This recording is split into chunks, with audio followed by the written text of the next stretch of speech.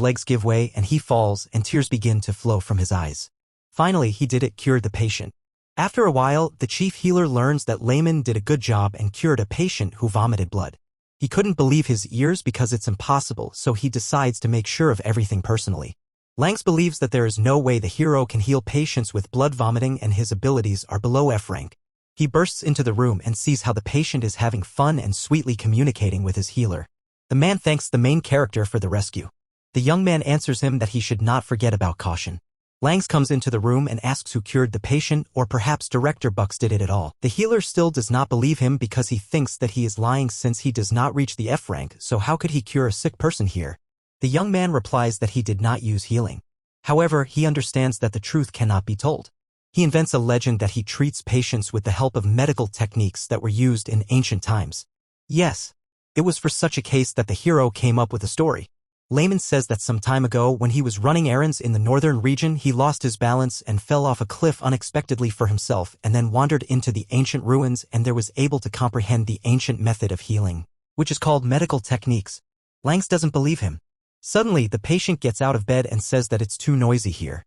He calls the main healer and lifts up his shirt and then asks to see him, which has proof that it was the main character who saved him.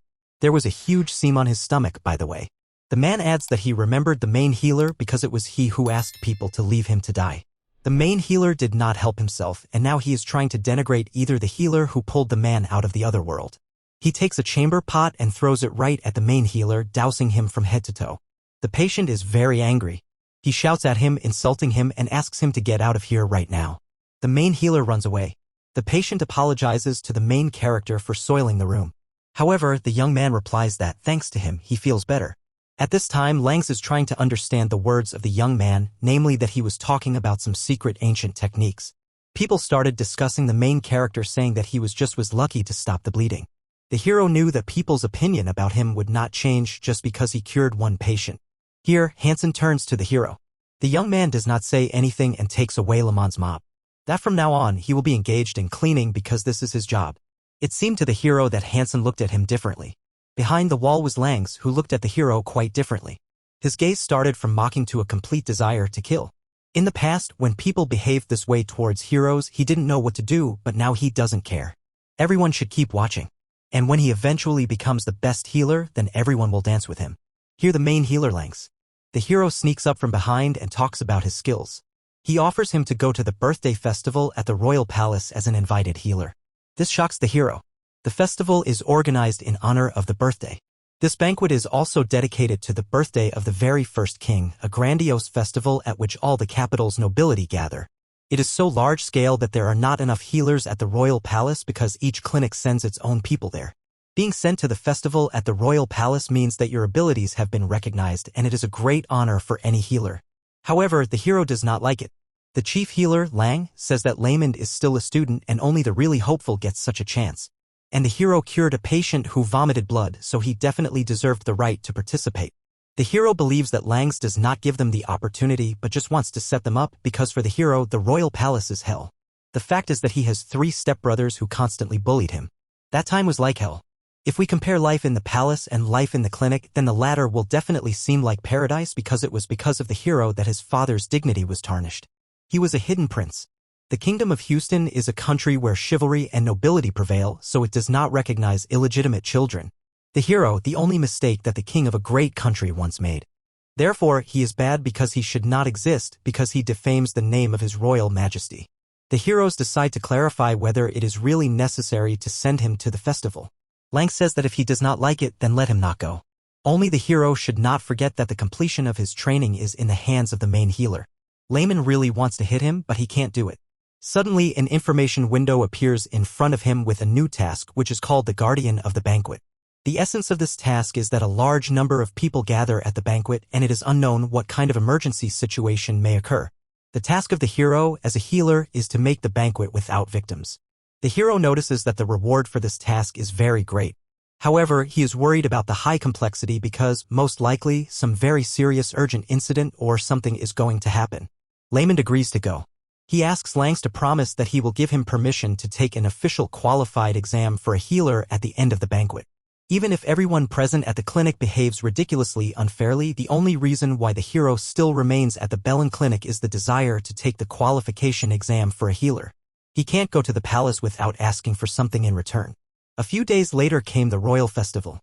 5 years ago, the hero left the royal palace and here he is again.